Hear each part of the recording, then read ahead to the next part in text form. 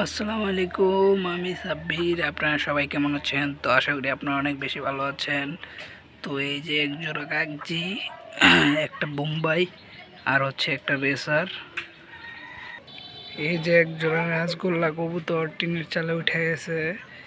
তো এই যে আরেকটা সাপচিলা নর।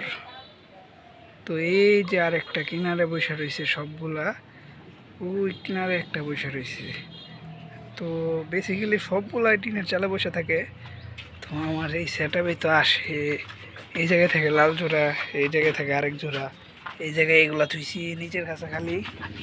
তো আবার এই যে আমার ফার্মের মুরগিগুলাও ডিমে চলে আসছে, দেখতেছেন ডিমে চলে আসছে পুরা আলহামদুলিল্লাহ পুরা ডিমে চলে আসছে।